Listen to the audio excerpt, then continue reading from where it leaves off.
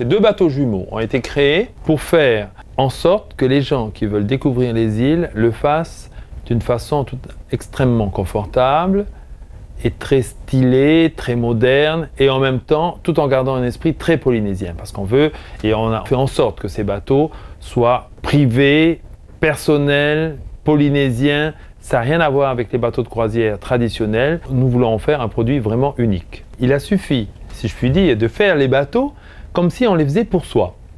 Donc, c'est ce qui leur donne à la fois leur côté personnel, et dans la conception, et dans la création. Le bateau, on s'est dit, voilà, on veut un beau bateau qui soit extrêmement confortable, avec des matières que l'on aime.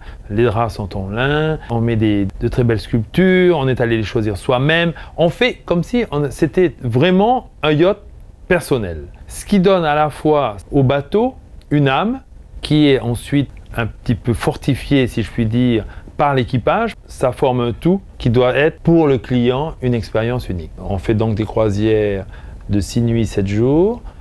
Et l'idée, c'est de montrer à nos passagers ce qu'il y avait de meilleur dans chaque île et de trouver la personnalité, de mettre en valeur la personnalité de chacune des îles.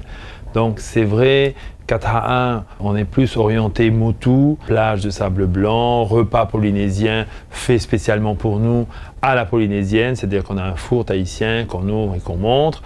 À Raiatea, on a opté sur le côté un peu plus culturel, c'est à la fois un volet aventure qui est la découverte de la remontée de la rivière de Whāroa en kayak. Plus tard, on fait la visite du Marais de Taputapuatea, qui est tout de même le centre culturel et religieux de la Polynésie tout entière, c'est-à-dire du triangle polynésien.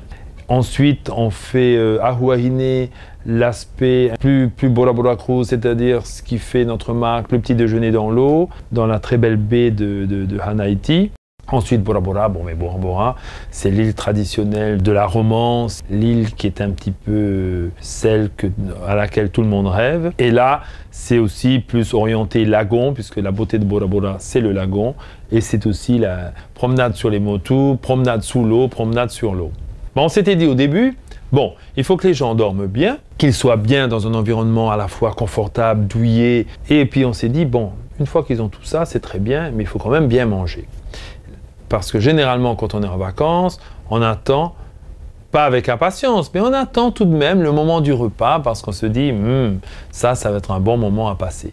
Donc, on a fait en sorte que nos chefs soient excellents et que ce qu'ils fassent soit particulier aux îles. Donc, ils ont mis l'accent sur le mariage des épices. On fait de la cuisine métissée à plusieurs titres parce qu'il faut non seulement qu'elle soit le reflet un petit peu des produits qu'on trouve dans les îles, mais aussi qu'elle plaise à une clientèle qui est très mixte et qui est très cosmopolite. Donc, on veut faire vraiment une cuisine qui soit différente de tout ce qu'on trouve par ailleurs. Donc, vraiment, le leitmotiv de la croisière, ça serait la différence. C'est vrai que c'est Bora Bora Cruise, vivre la Polynésie, mais c'est aussi vivre une différence.